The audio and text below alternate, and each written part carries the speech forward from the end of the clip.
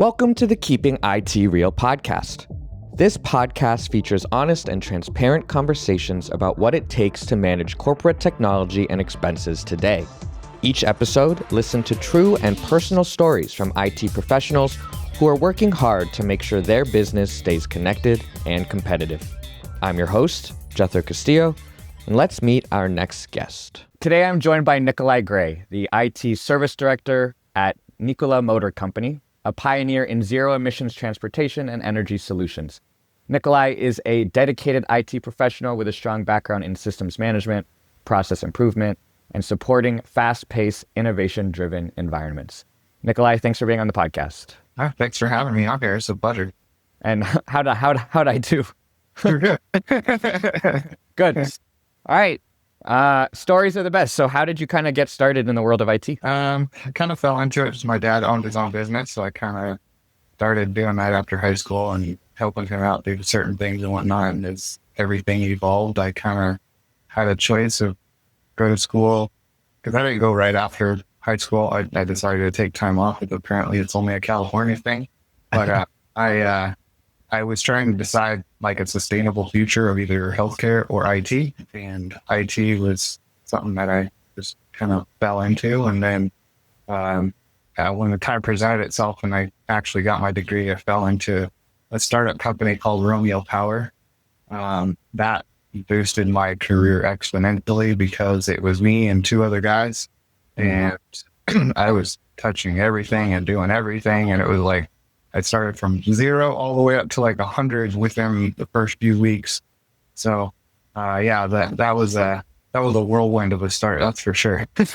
I do think we need to normalize taking a break after high school, because you go into college and you're supposed to kind of know what you want to do. And then they're like, you can change your major halfway through, but why not just wait until you kind of know what you want to do before jumping into the college anyway, so then you don't have to pivot? What kind of excites you about IT and tech in general, but also like looking into the future now? I am a big proponent for change.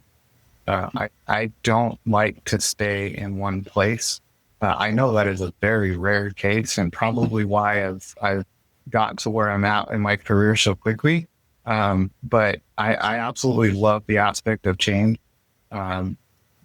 Sitting at a desk and doing the same thing day in and day out, it kind of bores me. This instance of like having an opportunity to talk and do something different and get a voice out there for how tech is changing and how we either adapt or we just kind of fall by the wayside kind of deal. So that was my big aspect of wanting to do IT. And then the financial stability there is tech's always going to be needed. Everyone wants to talk about AI taking over jobs. I don't think so, but I love the change and all the technology that comes with it. And change is obviously technology leads to change. Change is happening faster and faster and faster because technology is evolving faster and faster and faster. With change comes also excitement, yes, but also uncertainty and fear. And how will this actually change the landscape? How do you personally kind of, as someone who really likes change and embraces change, like sit with the other side of change, which is the unsureness? And then also with tech, what are things that you're looking ahead of that are like, like I wonder what that will kind of turn into? Maybe a concern or just maybe a thought? Well, I had a boss at Romeo that he liked to throw people into the fire and see if they think it's plan. And I don't typically plan things out because I know that they're never going to always go 100% according to your plan. My grandfather used to call me whatever. That was my nickname because, he lived in Nicola and I lived in California. And so I was the whatever. Whatever happened, whatever, kind of just winged it for everything. So that kind of falls in line with the whole change is that I'm comfortable with it. That, if I do something and then the next day they decide not to do it, it doesn't hurt my feelings. I get to learn something new. But that's an aspect that a lot of people can't wrap their head around is how do I let go of the emotional side of it and accept the change and flip-flop? So that's always a challenge. When I got into the management side is you have a bunch of help desk technicians or systems engineers or network engineers and they're really, really good at what they do. They found that one path. I never found a path. I got a jack of all trades deal. So I have to remember that they are complacent and happy with that. And complacent's not necessarily a bad thing. To me, it is, but to them, it's not. So trying to remember that they don't want to evolve and grow. They want to collect a paycheck and they want to go home. Me, I want to learn something new every single day. I want to embrace, technology as it changes throughout the years. So when it comes to something new, I touched so many different applications, implemented so many different things that I've gotten so used to, like, okay, what's next? What's next? What do I have to learn next? And I get excited for that aspect rather than what's the next technology thing that I'm looking for. It's more like, what do I get to do next? What do I get to learn next, kind of thing. So that's always a fun aspect that I like to look forward to. Our ideal wish is that everyone, especially in IT and tech, to the rest of the organization, that everyone understands the importance of tech and how we need to adapt to tech and how we need to evolve as needs evolve. And you get the excitement of the change because it means more efficiency, faster, better, yada, yada, yada. But the other side's like, yeah, but that's scary. I have to learn. I have to adjust. I have to change. I feel like I would be frustrated in that, but it's a part of business, right? Like how do you go about that kind of advocating for the changes you feel are important without making, because like you said, help desk people complacent, happy, but at the same time, technology will come and evolve and they will need to change with that or else they'll fall behind. How do you navigate that sort of interaction in a way that doesn't ostracize them, but also pushes your technology forward? So I am a big proponent for like user experience. So I've gotten really good at trying to figure out what's the right questions to ask. And an example is I had this contractor the other day that we gave him a task to do. I was kind of hands off on it. And he said he was going to do all this Power BI stuff and whatever. Well, he showcased it and I'm like, oh yeah, it looks good. Everything looks good. And then I started asking questions. And that's where it came into, you literally just copied what the team wanted and put it into an Excel sheet and then just copied everything into Power. There's no connection. There's no technology being used here. So I was like, man, I wish I wouldn't have asked those questions. But to that point, those questions are very difficult to try to figure out what it is that you need to ask, like what direction you need to go in. So like, for instance, on and off boarding for IT and HR and all the cross-functional teams is, how do I correlate everything that IT wants to do to make HR's job easier? All that manual entry, fat fingers, like, IT then has to put in an account and then they have to go change it because HR entered it wrong. So how do I ask them questions about what they need, but also give them things with the confidence that, hey, I'm going to make your life so much simpler and I'm going to automate this. I'm going to do all these little things that you're going to take that 60% of the time that you're literally copying and pasting all the way down to, oh, I just have to make sure that this dude accepted an interview or a position and the systems just do the rest. So I think the questions and driving conversations is what I've gotten really good at as well. But that's the hardest thing. You can't teach that. I've tried. And I think this is a really important part about IT, and the shift has become very obvious in the last few years, where IT used to just be the order taker. It just was behind the scenes to kind of keep the lights on and stuff like that, right?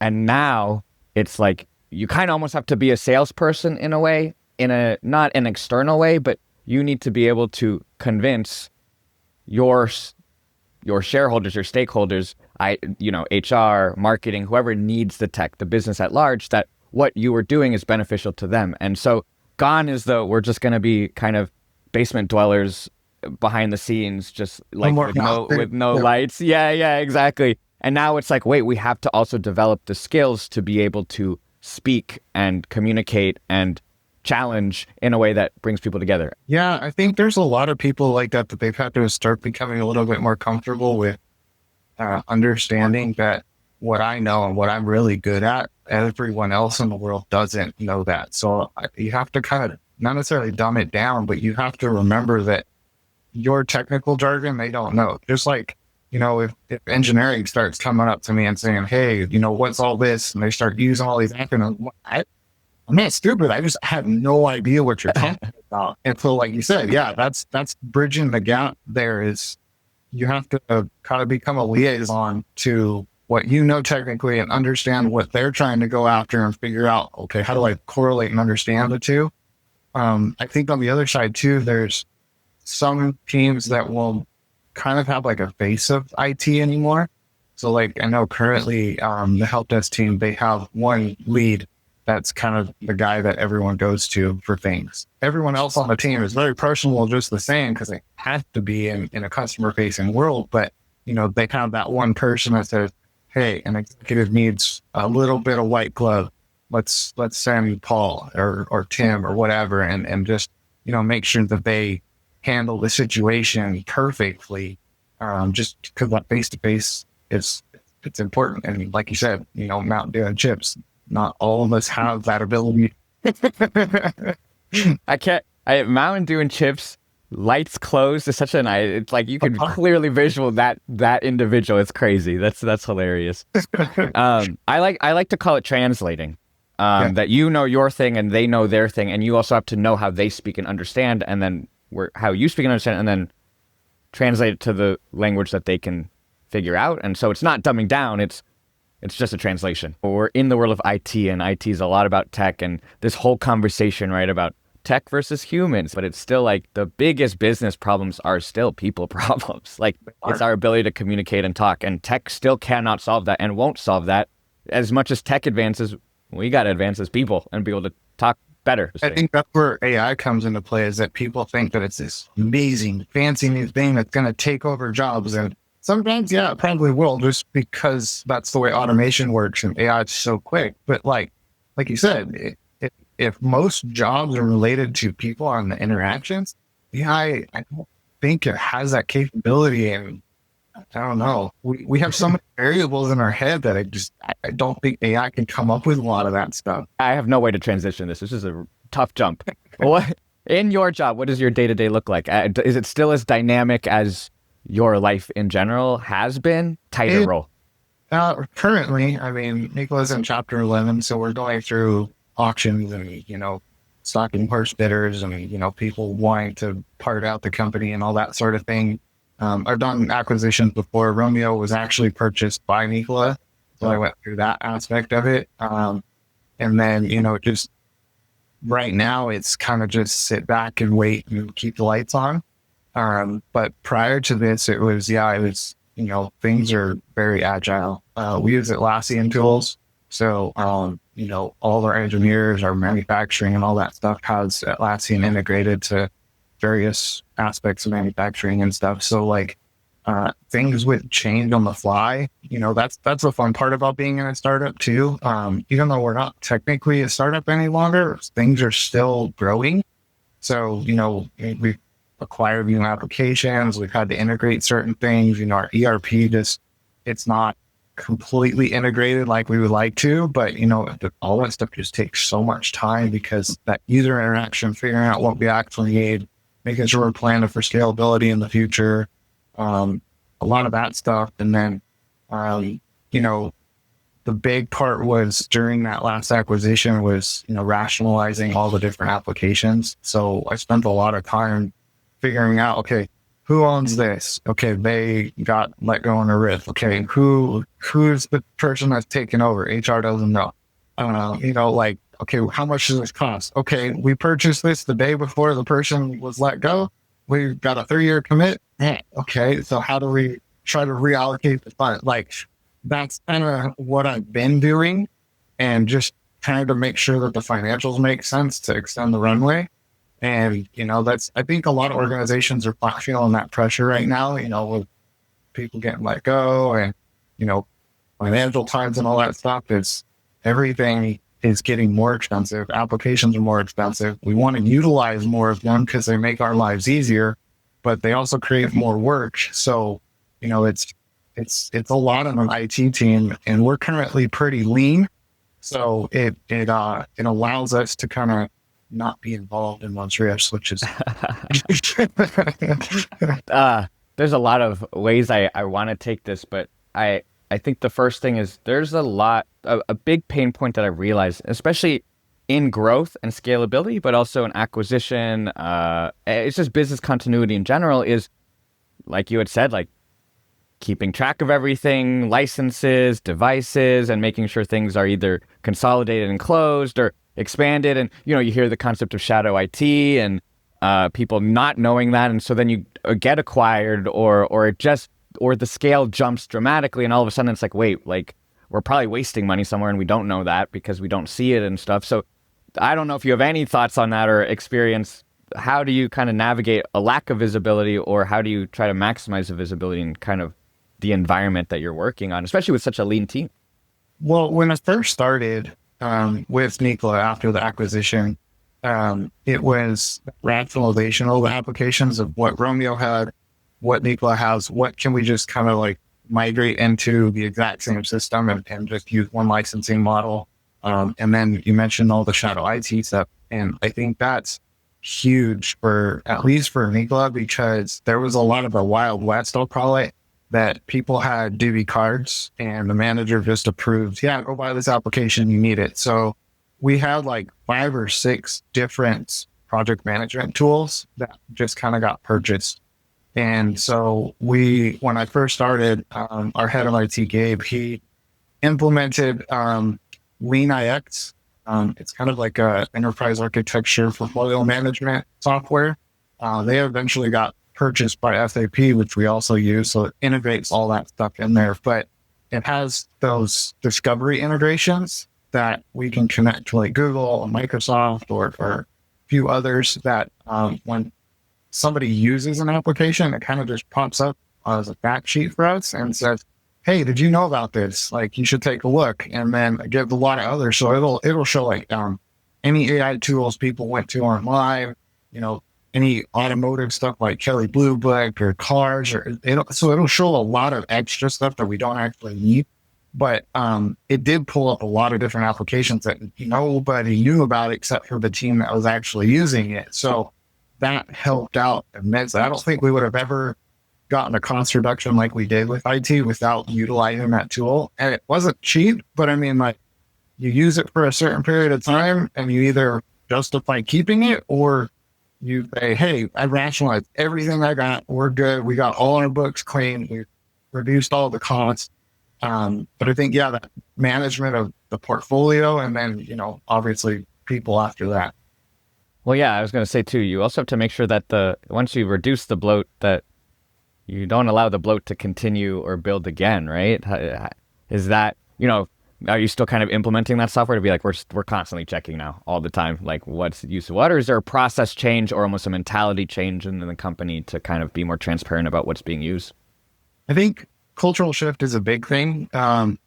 The process of, purchase orders, purchase requisitions, that sort of thing of like making sure that we have the workflow that says, hey, I'm in this team. I need this application to do this.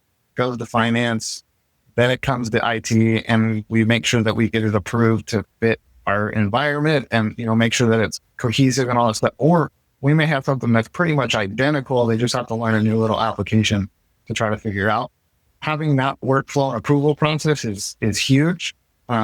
That took a while to get implemented. And then, just having that discovery phase to make sure that we identify what we have that we don't know that we have.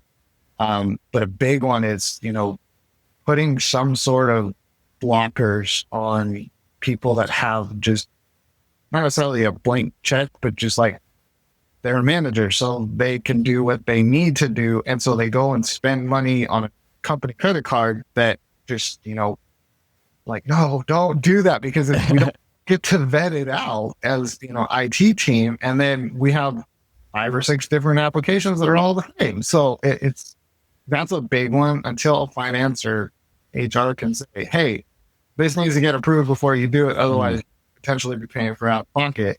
But that's a people problem of like, people will get pretty mad if you try to lock the doors on them, Yeah, but you can't be a chips and soda guy for that to work out. You know what I mean? Like this, all we're saying now is it's requiring a lot of education, a lot of communication, a lot of question asking. Like it's like we've been talking for 30 minutes and we've talked about tech, sure, but we've talked so much more about the relationship and the dynamic behind that. And it's just so fascinating that that's, really a huge part about being in IT nowadays. I think that's where IT is kind of expanding its role as well. Is we have, solutions architects and business process architects, and it's like technically they all kind of fall under IT, but it's like, what does that title even like? What does that even mean?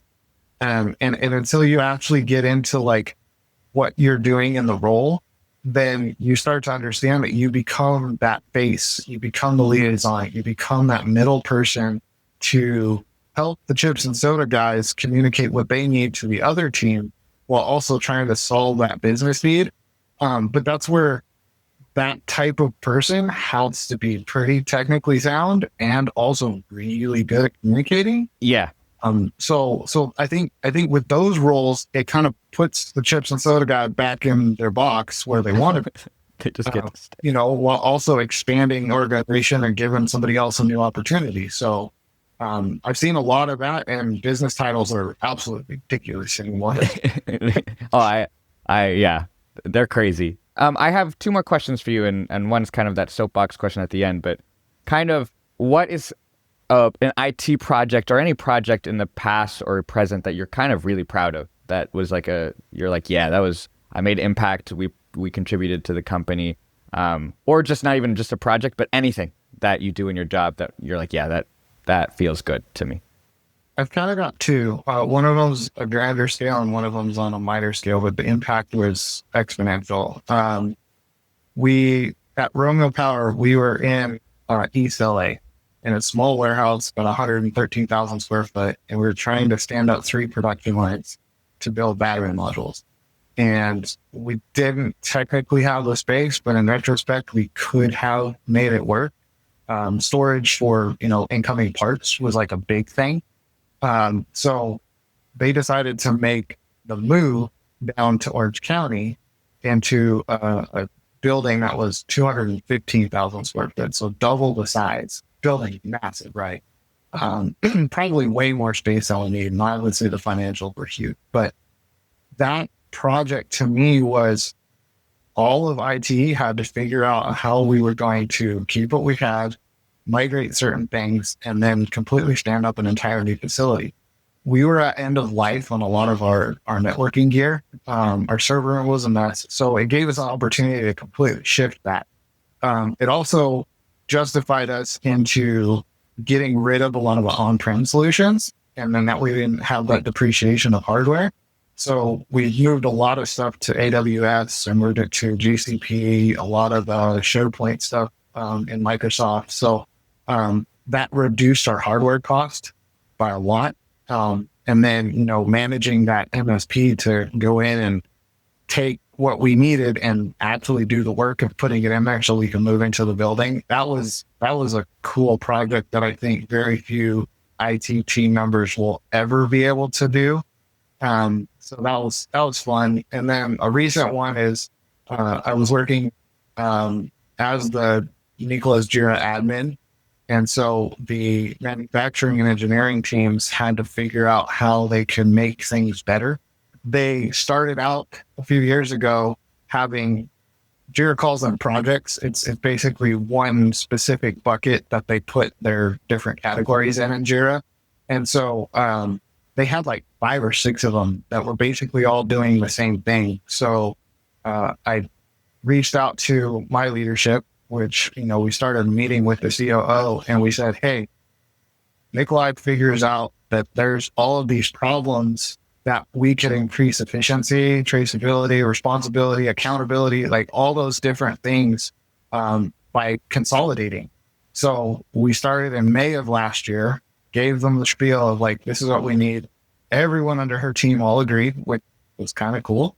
So they already knew the solution that needed to be done. They just didn't know how to do it. And so we put together a team. We collected user stories from each little sub that was going to be involved. And then I started architecting out how that new project would work and then how we're going to migrate all the usable data into it. We created a bunch of automations to make people's lives so much easier. It created a sense that our data integrity was so much better. Because before it was like the traceability and things was, hey, what happened to this truck? Oh, well, somebody did something and they're no longer here. Well, now we have that traceability of bin number one. This was done to it. Oh, cool. Who did it? This person. Okay, cool. So we can trace all of that stuff now. It took from May to about October to get complete implementation.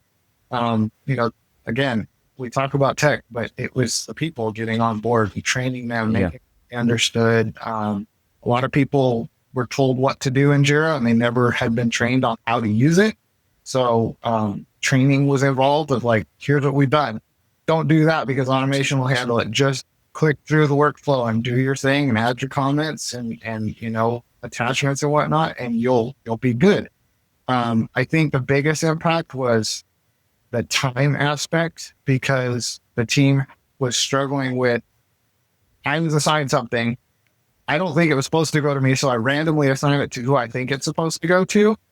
And then it bounces around to like 5 different people, which could take anywhere from a day to like months, Yeah. And so now we have it to where somebody creates an incident and they put all their information in that's required and it automatically assigns it to them based on one specific component or category or whatever. And there's no more guesswork. And I think it took about 3-4 weeks for people to just kind of understand that's how it worked. But, ultimately everyone's like, man, I'm able to actually do things now. And they don't get to hide behind that excuse of, I'm so busy. I'm like, wait, are you busy managing Jira or are you actually busy doing work? I really like that second one because it's this idea. It's you mentioned like a smaller scale maybe, but the exponential, like it's a small relative problem, but a big problem in the sense that everyone is dealing with it and dealing with this inefficiency constantly. That adds up like hugely. And so just to nip that all in the bud and just go, look, it's just more efficient. It's more clear. And like suddenly all this, and it's weird because looking at it now, it feels so obvious that was actually a big problem. And now there's this big solution. But I think because everyone is experiencing that themselves, to them, it just feels like this minor problem that they're dealing with. But at a company level, it's a major problem if everyone's dealing with it. So I think seeing that and then nipping that in the bud, I don't know, that's a really cool story in general. So yeah, it kind of harbored us to be able to use like standardization and a little bit more business continuity. Part of that too is that, VIN numbers, that's how they track a vehicle, right? So in each project that they had it in, they used what was called the components field. And that components field was just something somebody could type in a VIN number. So there's no standardization there. And then you have some people that, type it wrong or use the wrong one. And then you have duplicates. And so that standardization down to like one field, here's a list of all of the VIN numbers that we know we already have, select one. And that's kind of where I like to go too, is I like, if I'm architecting something, I would rather give somebody an option to select from rather than give them a text box to put in nothing. Mm-hmm. Because 9 times out of 10, they're going to be a little lazy and they're going to put NA or I don't want to do it or just put a question mark, and it doesn't help anybody. So if I come up with a predefined list, then they have to select something. They don't have a choice. So small, but so substantial, especially for data. Yeah. Final question, and this is your soapbox moment of just sharing in a culmination sort of question. What are some of the most important lessons or ideas or thoughts that you've learned over your career that you kind of want to impart onto the audience to close? Well, currently, since I've been on the job market, I'm not desperate, but, job market's ridiculous. There's a lot more opportunity in IT. There's also a lot of noise that I don't think was there in the past. People that were previously looking for jobs are now looking for jobs. So you're competing with people currently working and people that don't have a job. And so that's difficult. I think being in the startup world kind of was like a blessing. I don't know how well I would do in a corporate space, trying to learn all that stuff. But before I even started there were some opportunities that I had that Some friends would say, yeah, for 2 years, I worked at this corporate company and I literally sat there and reset passwords. I'm like, I don't think I could have handled that. So the startup world is, if you are willing to learn and work a lot of hours, that's the best place to go. Have to be okay with the company not being stable and you not being around in a couple years, or, all of the extra things that they say that they're giving you, like stocks and all this stuff. I'm going to be rich, but, might not end up being that way. But I think, overall, I think I've kind of, in a way, gotten lucky, but I think I've put myself in a position to just, kind of play the game, but also that's kind of just who I am, of, wanting to learn and being inquisitive and whatnot. I think one of the big things that I've always told my team members was, if you join the company and you don't really know what your customers do, the best way for you forward is to go and sit down with them while you're helping them do something on their computer and say, what do you do? Like, I'm legitimately curious. And that creates relationships, obviously, but it also opens their eyes into, this is what you do. This is how you need to handle it. This is how IT fits in. I can probably help you so much quicker or so much easier, or find a solution to something you don't even know that we need before you need it. Mm-hmm. So I think for me, just learning about business, learning about people, and then having that technical knowledge in the background. I don't even think the technical knowledge was as important as we all put it. I had a boss before that he was probably the best boss I've ever had. And he was very, very little on the technical side, but he knew how to bring the teams together and find the right people and ask the right questions and all that stuff. So, it's weird to say in the tech world and IT, tech is probably not the forefront unless you're in it. You're a software developer or you're cybersecurity or help desk technician. Like, if you have that direct path, then tech's definitely important to you. But I think overall, leading organizations and teams and all that stuff, and middle management and up, it's kind of important to take a step back and understand the technology so you can correlate the two. But, you got to wear a lot of other hats that you never thought you needed. I just wanted to say thank you for your time and thank you for the conversation. Really appreciate it. And I wish you all the best moving forward. Awesome. I appreciate it. This is a fun deal. Thank you. Yeah. Don't be a chips and soda guy. No. All right. Take care. We hope you enjoyed this Keeping IT Real episode, and thank you for listening. Make sure to hit subscribe so you don't miss a future episode. This podcast is all about celebrating and connecting professional heroes who work hard at IT every day. To continue the conversation and learn how VCOM can help you better buy, manage, and pay for your technology, visit us at vcomsolutions.com. Until next time.